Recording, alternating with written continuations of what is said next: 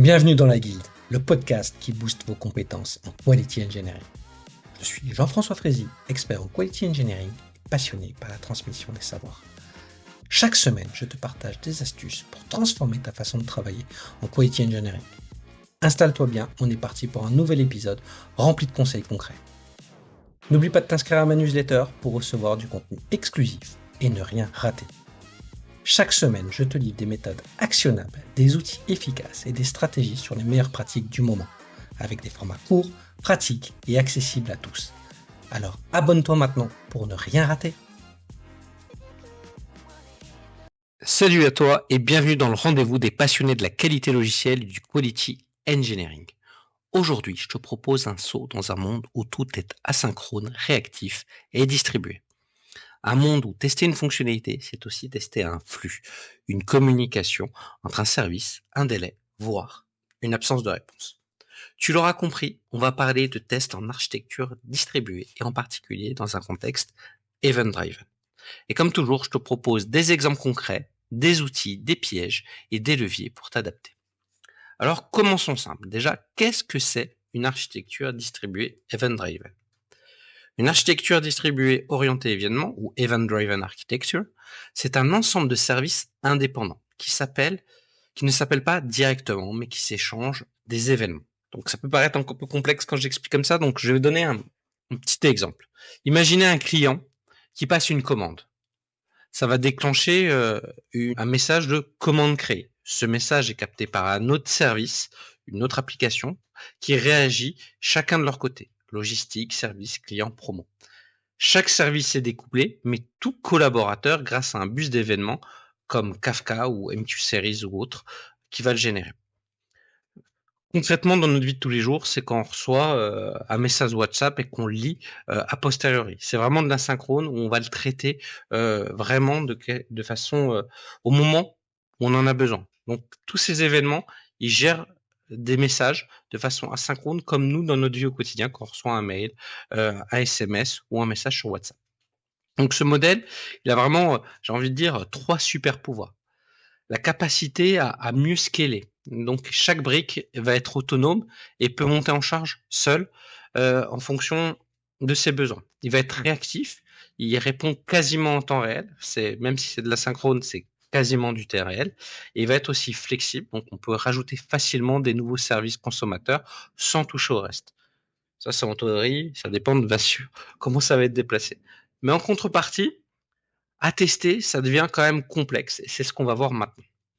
Donc le premier défi, c'est tester l'asynchronisme. Tu fais plus un appel direct avec une réponse directe comme tu peux avoir avec une API. Tu envoies un événement et tu espères qu'il sera traité. Parfois quasiment instantanément en moins d'une seconde ou en quelques millisecondes, parfois en 10 secondes s'il y a beaucoup d'événements dans la queue. Donc tes assertions classiques du type j'envoie ça et je reçois ça tout de suite, c'est compliqué. Deuxième défi, il y a une responsabilité qui est plus diffuse, plus éclatée. Un bug là-dedans, ça va être un effet domino. Tu as un mécanisme de producteur-consommeur. Est-ce que c'est le producteur qui a mal formaté l'événement? Est-ce que c'est le consommeur qui interprète mal? Est-ce que c'est le broker au milieu de tout ça qui l'a perdu? Voilà, les chaînes de traitement peuvent être longues. Des fois, il y a plusieurs systèmes de queue pour traiter des événements complexes. Et donc, on vit vraiment dans une boîte noire et c'est un peu invisible pour nous pour identifier la cause racine. Troisième défi, c'est aussi le volume et la performance. Souvent, c'est des traitements qui sont faits notamment dans des sites e-commerce où il y a beaucoup de traitements dans la journée, des millions d'événements par jour. Et donc, ça joue sur le temps de traitement, sur la complexité et aussi sur la performance et la scalabilité. Donc, on peut pas tester juste la logique avec un système de queue quasiment vide. Ça va pas suffire. Il faut aussi tester la vitesse, la charge, l'élasticité et la résilience de nos systèmes d'information qui sont gérés par des événements. Et enfin, on va avoir donc des niveaux de test qui vont se démultiplier. Clairement, il ne faut pas juste tester juste de l'intégration ou du bout d'un bout, mais vraiment avoir des niveaux de test différents à chaque niveau et voire même en production parce que la qualité des informations et des messages, il faut accepter que certaines choses, on pourra le voir qu'en production et le traiter à ce moment-là, surtout quand c'est des événements avec des datas qui sont traités par des tiers qui font pas partie de notre système d'information. Des fois, la qualité de l'information nous crée un peu des surprises et ça peut arriver qu'on voit le problème que en production. Il faut vraiment mettre en place une culture du quality engineering très importante pour pouvoir le mettre en place, le suivre et bien le tester. Donc, ce qu'il faut voir, c'est que c'est complexe. Bon, je vais vous prendre 3 exemples qui mettent en avant aussi la complexité de systèmes d'information et de comment on peut les tester. En premier, on va prendre vraiment une application qui qui analyse et qui reçoit les logs d'applications web, d'applications mobiles et qui envoie des millions d'événements par jour, comme les logs d'utilisateurs, les erreurs, les clics, les chemins par lesquels elle passe. L'objectif de chaque événement, c'est vraiment qu'on reçoit les événements, qu'ils soient stockés, traités, qui va permettre d'analyser les comportements des utilisateurs, faire des investigations sur des problèmes de fonctionnels ou de performance. Dans ce cas de figure, il y a vraiment plusieurs éléments à tester. Fortement, il y a la performance. Est-ce que ça va tenir la charge? Est-ce qu'on n'impacte pas le système sur lequel on envoie, mais celui aussi qui reçoit? Est-ce qu'on peut monitorer facilement ces informations? Est-ce que ces informations sont sécurisées? Clairement, et qu'on respecte bien le RGPD. Et qu'est-ce qui se passe si d'un coup le trafic explose? Est-ce que ce système tiers, lui, va supporter la charge? Et bien sûr, il faut s'assurer de la résilience et de la correspondance des informations et des données pour qu'elles puissent être traitées et analysées. Donc, ça fait quand même beaucoup de complexité à traiter juste sur ce premier cas-là, et c'est vraiment indispensable. Un deuxième exemple, si on prend une application qui va gérer des traitements de commandes multiservices, qui va gérer des alertes, des mails, des mises à jour de stock, des notifications de SAV. Donc, on va avoir une application qui va recevoir des événements de plusieurs services qui va permettre de mieux gérer notre stock, notre supply chain, le suivi des camions, peu importe.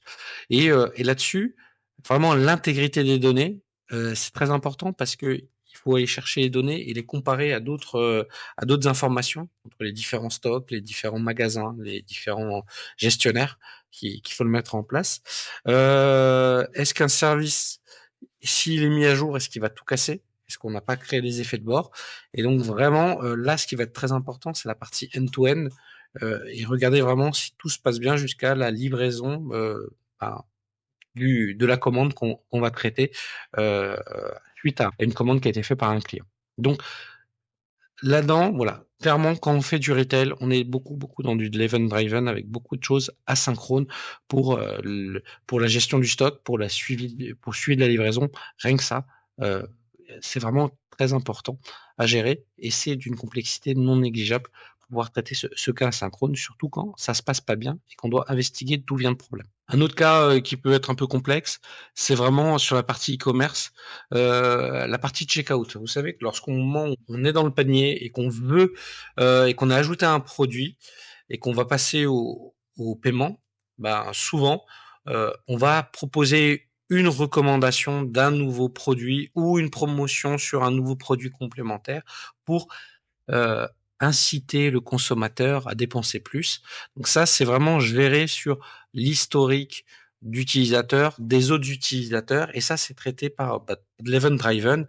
On a l'impression que c'est du temps réel, mais c'est vraiment une information qui a été traitée euh, a posteriori, et dès qu'on a mis un élément dans le panier, en général, c'est traité et c'est proposé à ce moment-là, et ça change souvent d'un jour ou d'une semaine à une autre. Donc là, il y a vraiment une problématique de test pour tout ce qui est synchronisation, tout ce qui va être observabilité aussi. Est-ce qu'on suit bien le bon parcours d'un événement? Est-ce que ça se passe bien? Est-ce que c'est la bonne promo? Est-ce qu'on a une expérience utilisateur qui est optimale avec pas de lag, pas d'incohérence, pas de surprise? Voilà, des tarifs qui sont corrects. On a proposé un produit avec 20% de réduction. Est-ce qu'il y a bien 20% de réduction? C'est une complexité, voilà, dans un écosystème d'applications en event-driven qui est pas si évident que ça. Donc voilà pour les exemples là-dessus. Un autre challenge qu'on peut avoir aussi, c'est pas évident de tester tout ça de façon manuelle et on se dit, bah, est-ce qu'on peut automatiser? Donc, ce qu'il faut voir, c'est qu'on voit souvent ces notions d'event driver en producer-consumer avec un broker.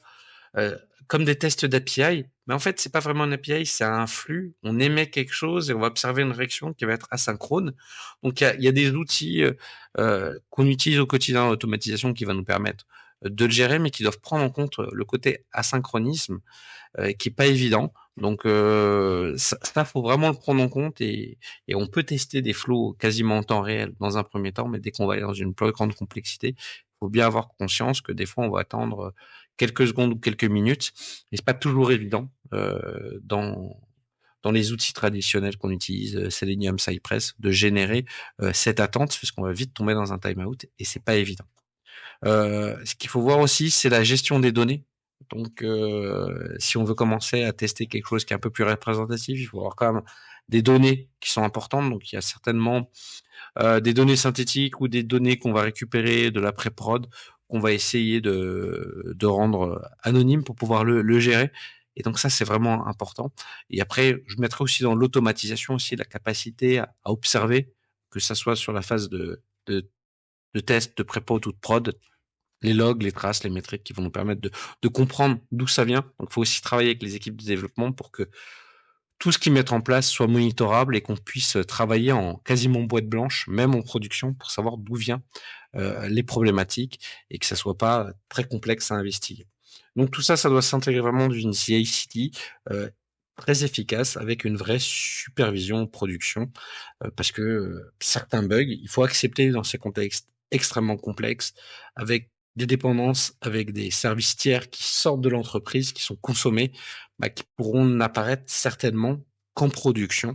Voilà, c'est comment on gère le risque, comment on maîtrise tout ça et comment on est capable de réagir très rapidement pour pouvoir le corriger et l'adapter, pour éviter d'avoir un support qui va totalement être explosé. Donc, tester une architecture distribuée, c'est pas juste valider les fonctions, valider les API, c'est comprendre et tester un système vivant, asynchrone et totalement dynamique.